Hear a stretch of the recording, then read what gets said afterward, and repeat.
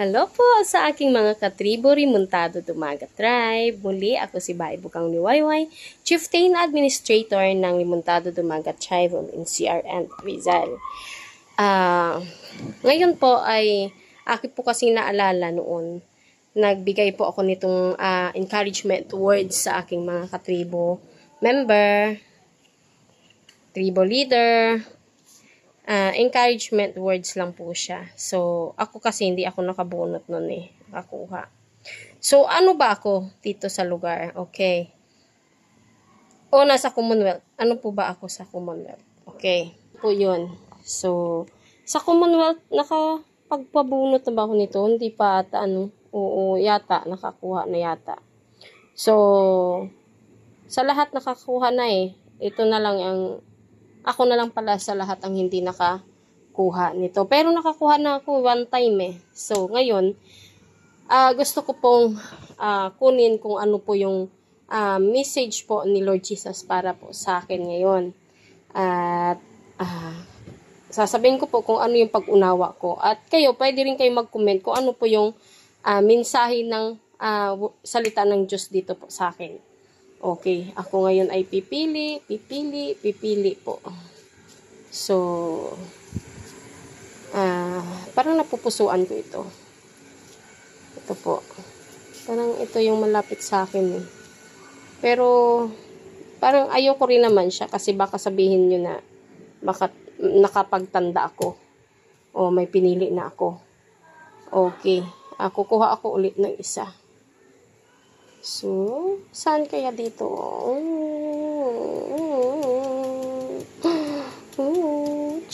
Ito. Oops, hindi ako yan. Hangin nagbigay niyan. Ito na lang kasi binigyan na ako yan Ito na lang. So, tago na natin ito. Iba. Ito po. So, itago na natin kasi binunutan ako nilipad ng hangin.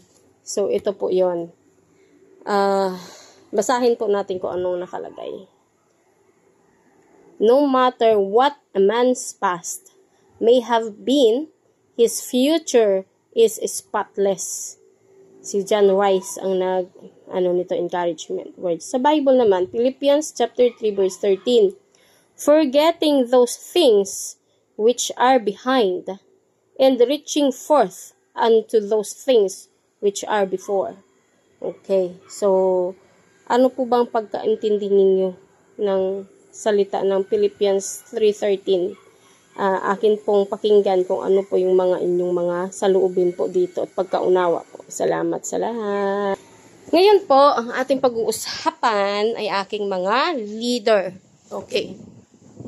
Pagka meron po akong leader kasi na pinagkatiwalaan at binigyan ng posisyon, alam ko na kaagad na sila yung gagamitin ni Dato Kulukoy. Si Dato Kulukoy, yung si Dato Kalbo. So, ang una ko kasing leader ay namatay. Dahil,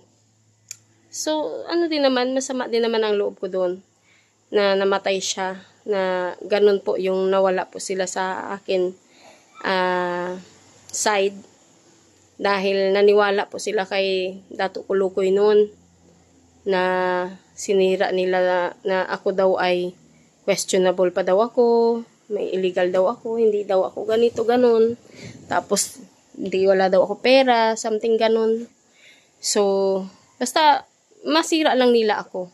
So, ang leader ko naman dahil sa ito lang akong pinapakita ko talaga, ito ako, personality. So, ang tao kasi sa Pilipinas, sila, outside appearance sila nag-judge.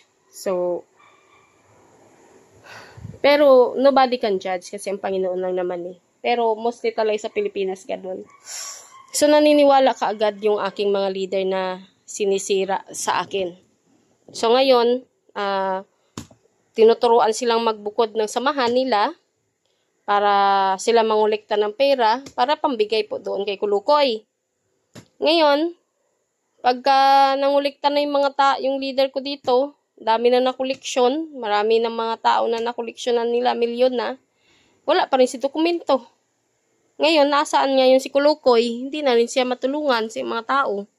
So ngayon, hindi na, nahiya na ngayon lumapit sa akin para humingin tulong kasi grabe ng paninira nila sa akin eh.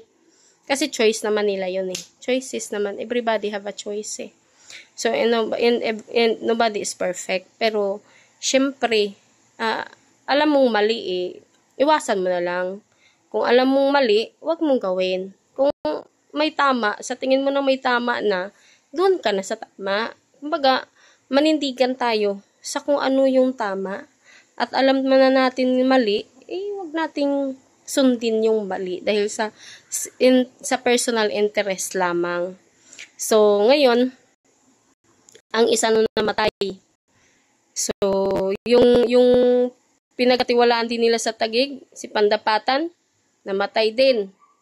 Yung ngayon sa Taytay ngayon, na-stroke. Yung isa na naman, nagkandanda bintahan ng kanilang property, binayad dun sa perang ibinigay kay Kulukoy. Ngayon, nangupahan. Wala na. Ang isa naman, nagtago. Oh. Si Binangonan naman, ewan ko kung nasaan ngayon. Nagtago din. Oh. Tapos, gusto ako yung mag-ayos ng problema ninyo. Ay, ayaw ko po. Ay, my goodness naman kayo. Uy, pagka nangulikta kayo sa tao ng pera, alamin ninyo na kaya ninyong ayusin at ibigay yung mga nila. Kasi ako, bilang chief administrator ako nga hirap na eh. Hirap nga akong lumaban at ipaglaban tong mga dokumento nila. How much more kayo? Mag-isip nga kayo. Kung magkaroon kayo ng sariling interest ninyo, ay, sa totoo lang, malaki sana ang tulong ninyo eh. Sa akin dito eh. Kaya lang, bakit? Ewan ko sa inyo. Nagkakaroon kayo ng sariling interest. Kasi, hindi ako magandang maging leader nyo kasi hindi ako degree holder. Parang napakababa naman ng reason eh, no? 'Di ba? Kasi, hindi naman sa degree holder pinag-uusapan dito eh. Kahit degree holder ka, wala ka mang alam eh. Oh. Kasi hindi naman lahat alam mo eh. Pero, sa batas ng tribo kasi, kung sino yung pinagkatiwalaan at sino yung pinamahala ng Diyos. Ang Diyos ang nagagabay. Kasi ako, wala ako eh. Wala akong degree holder, wala akong tinapos. Wala ako lahat. Pero, ang Panginoon lang meron ako. Si Lord Jesus ay sapat na sa akin. So, itong mga ginagawa ko na to, sinusunod ko lang to kung anong gusto ng Diyos. At kung ano ang plano niya dito. Yun lang po ang akin. Ngayon, kung gusto ninyo akong sirain at gusto ninyo akong tanggalin, galingan po ninyo. Kasi, wala po akong naisip na dahilan para gawin ninyo sa akin yan eh. Wala akong naisip na dahilan para gawin ninyo sa akin yan. Kasi wala naman akong kasalanan sa inyo eh. Wala naman akong kinuha sa inyo. Ano ba kinuha ko sa inyo? Wala naman ah. Oh, kung meron man akong naibigay kayo sa akin, dahil sa dokumento naman ninyo yun, at hindi pang asapat yun eh. Kung tutuusin, bayad nyo lang yan sa notary nyo, bayad nyo lang yun sa kung ano nyo eh. Dokumento nyo eh. Kung may pag-aambagan ng samahan para sa pamasahe ko, pasalamat nga po ako eh. Kasi, paano makakakain naman ako, makabili ako ng kape ko? Oh, napakalaking tulong na po sa akin yun, kahit pambili ng kape lang. 1,000 binibigay ng samahan sa akin, napakalaki ng tulong sa akin yun. Appreciated ko po yun. Kaya ako lumalaban dahil sa 1,000 na pinag-aambagan para lang sa akin na makatulong sa akin sa pagproseso. Kaya nga ako lumalaban dahil dyan eh. Sa halaga lang na yan eh. Oh. Pero, nasa inyo naman choices nyo yun eh. Kaya ako nirerespeto ko rin naman kayo. Pero, wag naman ng sobra. Kasi, doon tayo sa tama. Tama lang ang gawin natin. Kaya ako, dito lang naman ako lagi eh. Pag sa tama. Pero pag hindi na sa tama, asahan nyo na ninyo yun na hindi tayo magkasundo. At hindi ko gusto yung gumagawa ng mali. Alam nyo na ang tama, gawin nyo pa ang mali. Hindi talaga tayo magkakasundo. Pero kung nagkamali lang kayo dahil hindi nyo nasadya, okay, natural lang yun eh. Natural lang yun. Pero yung mali ka na, sinadya mo pa, maliin pa ulit, at lalo pang gawing mali para tanggalin ako. Dahil tanggalin daw nila ako. Ayaw daw nila sa akin. Tanggalin daw nila ako. Ay, my goodness naman.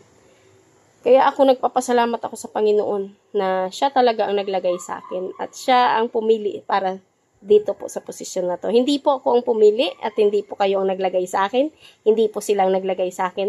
Si Lord Jesus po ang naglagay sa akin at pumili sa akin. Kaya kung merong mang magtanggal sa akin dito, si Lord Jesus lang. Yun lang po. Salamat po sa lahat and God bless po sa lahat.